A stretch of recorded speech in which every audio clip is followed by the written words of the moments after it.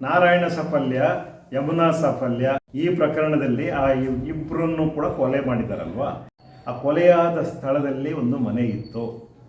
ಆ ಮನೆಯೇ ಇವತ್ತು ಧ್ವಂಸಗೊಳಿಸಲಾಗಿದೆ. ಅಲ್ಲಿ ಬೇರೆ ಯಾವುದೋ ಅತ್ಯಾಧುನಿಕವಾದಂತಹ ಒಂದು ಕಟ್ಟಡ ಮೇಲೆದ್ದಿದೆ. ಆದರೆ ಅಲ್ಲಿ ಕೊಲೆಯಾದಂತಹ ವಿಚಾರಕ್ಕೆ ಸಂಬಂಧಪಟ್ಟಾಗೆ ಯಾವ ಆರೋಪಿಗಳು ಇವತ್ತು ಸಿಗಲಿಲ್ಲ. ಇದ್ರ ಬಗ್ಗೆ ಒಡನಾಡಿ ಸಂಸ್ಥೆ ಆ ಗಣೇಶ್ ಸಾಫಲ್ಯನ ಕರ್ಕೊಂಡು ದೂರು ಕೊಟ್ಟಿತ್ತು, ನ್ಯಾಯಾಲಯಕ್ಕೆ ಹೋಗೋ ಯತ್ನವನ್ನು ಕೂಡ ಮಾಡಿತ್ತು. ಆ ಗಣೇಶ್ ಸಾಫಲ್ಯನೇ ಬರಲಿಲ್ವಲ್ಲ, ಏನು ಮಾಡ್ಲಿಕ್ಕಾಗತ್ತೆ? ಈಗ ಅವರವರ ಕಥೆಗಳು ಅವಾಗ ಅವ್ರನ್ನ ತಡೆ ಹಿಡಿದಂಥವರೆಗೂ ಬಂದಿದ್ದ ಅವ್ರನ್ನ ತಡೆ ಹಿಡಿದಂಥ ಶಕ್ತಿ ಯಾವುದು? ಅದು ಷಡ್ಯಂತ್ರನ. ನಾನು ಹೇಳ್ತಾ ಇರೋದು ಅಲ್ಲಿ ತನಕ ಬಂದಿದ್ದವನು ಅವನು ಕೊನೆಯ ದಿನ ಬೆಳ್ತಂಗಡಿ ನ್ಯಾಯಾಲಯದಲ್ಲಿ ಒಂದು PCR ಮಾಡಿಸ್ಬೇಕಾಗಿತ್ತು. ಅದಕ್ಕೂ ಮುಂಚೆ ಈ ಪ್ರಕರಣವನ್ನು ಸಂಬಂಧಪಟ್ಟಂಥ ಅಧಿಕಾರಿಗಳ ಗಮನಕ್ಕೆ, ಪೊಲೀಸ್ ವರಿಷ್ಠಾಧಿಕಾರಿಗಳ ಗಮನಕ್ಕೆ ತರಬೇಕಾಗಿತ್ತು. ಪೊಲೀಸ್ ವರಿಷ್ಠಾಧಿಕಾರಿಗಳ ಗಮನದ ತನಕ ನಾವು ಇದನ್ನು ತಂದಿದ್ದು ಆಯಿತು. ಆತನೂ ಬಂದಿದ್ದ, ಗಣೇಶ್ ಸಾಫಲ್ಯ ಬಂದಿದ್ದ, ಎಲ್ಲವೂ ಸರಿಯಾಗಿತ್ತು. ತದನಂತರದಲ್ಲಿ ನಮ್ಮ ವಕೀಲರ ಮೂಲಕ PCR ದಾಖಲಿಸಲಿಕ್ಕೆ ನಾವು ಹೋಗುವಂಥ ಸಂದರ್ಭದಲ್ಲಿ ಆತ ಬರಲಿಕ್ಕೆ ಆಗಲಿಲ್ಲ, ಬರಲೇ ಇಲ್ಲ. ಅದರಿಂದ ಯಾರಿಗೆ ಇದೊಂದು ಕಾನೂನುಬದ್ಧ ಪ್ರಕ್ರಿಯೆ ಆಗಿತ್ತು. ಇದು ಒಂದು ಷಡ್ಯಂತ್ರ ಅಲ್ಲ. ಇದನ್ನು ಷಡ್ಯಂತ್ರ ಅಂತ ಕರೆದು ಬಿಡಬೇಡಿ. ಇದು ಒಂದು ಕಾನೂನಿನ ಪ್ರಕ್ರಿಯೆಗೆ ನೊಂದಂತಹ ಕುಟುಂಬದ ಮಗ ಇದ್ದಾನೆ. ಅಂದರೆ ನಾರಾಯಣ ಸಾಫಲ್ಯನ ಮಗ ಕೇಳಬೇಕಾಗಿದ್ದವನು ಕಾನೂನಲ್ಲಿ ನ್ಯಾಯಾಲಯದ ಮುಂದೆ, ಆತ ಬರಲೇ ಇಲ್ಲ ಅಂತಂದರೆ ನಾವು ಏನು ಮಾಡಲಿಕ್ಕಾಗಲಿಲ್ಲ. ಆದರೆ ಅಯ್ಯೋ ಅನಿಸುತ್ತೆ. ಇದು ಸಾಮಾಜಿಕವಾದಂತಹ ವಿಚಾರ. ಇದು ಒಂದು ಷಡ್ಯಂತ್ರದ ಭಾಗವಾಗಿರುತ್ತೆ. ಅವರು ಬರದ ಹಾಗೆ ನೋಡ್ಕೊಳ್ಳೋಕ್ಕೂ ಕೂಡ ಒಂದು ವ್ಯವಸ್ಥೆ ಕೆಲಸ ಮಾಡ್ತಾನೆ ಇರುತ್ತೆ. ಫೋನ್ಗೂ ಸಿಗದಂಥ ಒಂದು ಸ್ಥಿತಿಯಾಗಿತ್ತು. ನಾವು ಬಿಟ್ವಿ. ಯಾಕೆಂತಂದರೆ ಆತನಿಗೆ ಸಿಗಬೇಕಾಗಿರೋ ನ್ಯಾಯ ಅವನ ಕೈಗೂ ಬಾಯಿಗೆ ಸಿಗಲಿಲ್ಲ ಅಂತಂದರೆ ನಾವಾದರೂ ಏನು ಮಾಡಲಿಕ್ಕಾಗತ್ತೆ ಅಂತ ಆ ಪ್ರಕರಣ ಅಲ್ಲಿಗೆ ಅದು ನಿಂತ್ಕೊಳ್ತು. ಹಂಗಂತೇಳಿ ಅಲ್ಲಿ ನ್ಯಾಯ ಇಲ್ಲ ಅಂತಲ್ಲ, ನ್ಯಾಯ ಸಿಗುವಂಥದ್ದು ಇವತ್ತಿಗೂ ಇದೆ. ತನಿಖೆ ನಡೆದರೆ ಖಂಡಿತವಾಗ್ಲೂ ಸಿಗುತ್ತೆ. ಯಾಕೆ ಅಂತಂದರೆ ತನಿಖೆ ನಡೀಲೇಬೇಕಾದಂತಹ ಪ್ರಕರಣ ಇದು. C ರಿಪೋರ್ಟ್ ಆಗಿರುವಂಥದ್ದು, B ರಿಪೋರ್ಟ್ ಅಲ್ಲ. ಇನ್ನೂ ತನಿಖೆ ನಡೆಸಬೇಕು. ಹಾಗಾದರೆ ಇದರ ಬಗ್ಗೆ ಮಾತಾಡಿದ್ರೆ ಅದು ಷಡ್ಯಂತ್ರ ಹೆಂಗಾಗುತ್ತೆ? ಕೇಳಬೇಕಲ್ವಾ? ಈಗ ಆ ಪ್ರಕರಣದಲ್ಲಿ ನಾರಾಯಣ ಸಾಫಲ್ಯ ಅವರ ಪತ್ನಿಯೇ ಒಂದು ಕಂಪ್ಲೇಂಟ್ ಕೊಟ್ಟಿದ್ದಾರಲ್ಲ, ಸುಂದರಿ ಅನ್ನುವಂಥ ಮಹಿಳೆ.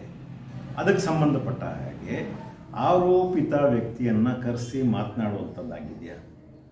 ತನಿಖೆ ಮಾಡಿದಾರ ಅಥವಾ ಅವರನ್ನು ಇಂಟ್ರೋಗೇಟ್ ಮಾಡಿದಾರ? ವಿಚಾರಣೆ ನಡೆಸಿದಾರ? ಏನಾದಿದ್ರೆ ಹೇಳಬೇಕಲ್ಲ. ಏನೂ ಮಾಡ್ದೇನೆ ಅದನ್ನು ಕೊಳೆ ಹಾಕೋದು, ಅದಕ್ಕೆ ಫಂಗಸ್ ಇಡಿಸುವಂಥದ್ದು, ಎಲ್ಲೂ ಕಾಣಿಸ್ಕೊಳ್ಳೋಕ್ಕೆ ಬರಬೇಕು ಅಂಥದ್ದು, ಅದು ಬೇರೆ ಮುನ್ನೆಲೆಗೆ ಬಾರದ ಹಾಗೆ ನೋಡ್ಕೊಳ್ಳುವಂಥದ್ದು, ಅಥವಾ ಒಂದು RTI ಹಾಕಿದ್ರು ಒಂದು ಪತ್ರವೂ ಸಿಗದಾಗಿ ನೋಡ್ಕೊಳ್ಳುವಂಥದ್ದು. ಇಂಥದ್ದಾದಾಗ ಪತ್ರಗಳೇ ಇಲ್ಲ, ಸುಟ್ಟೋಗಿದ್ದಾವೆ, ಕಾಣೆಯಾಗಿದ್ದಾವೆ, ಫೈಲೇ ಇಲ್ಲ. ಇದು ನಮ್ಮ ದೇಶದ ಸ್ಥಿತಿ. Anyway, I PT this system.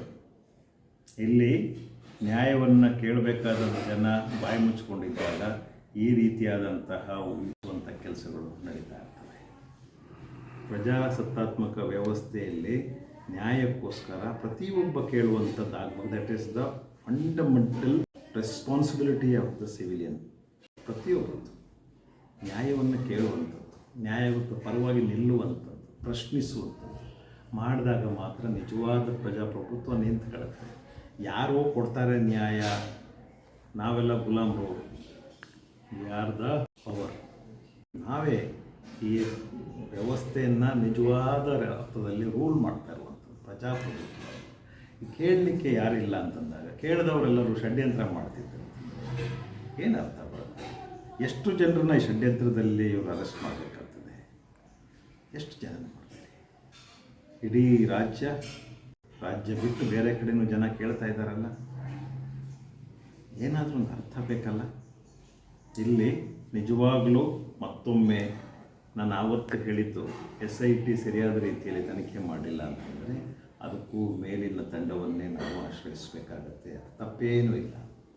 ಒಂದು ಮನವಿ, ಆ ಮನವಿ ಕೆಲಸ ಮಾಡ್ತಿಲ್ಲ ಅಂತಂದರೆ ಮೇಲ್ಮನವಿ, ಅದು ನ್ಯಾಯಾಲಯದಲ್ಲೂ ಕೂಡ ನಡೆಯುತ್ತೆ.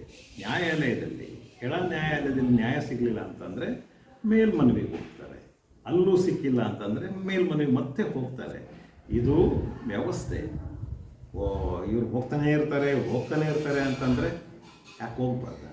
ಅದು ಷಡ್ಯಂತ್ರವ. ನ್ಯಾಯ ಸಿಗುವವರೆಗೆ ಹುಡುಕಾಟದಲ್ಲೇ ಇರಬೇಕು.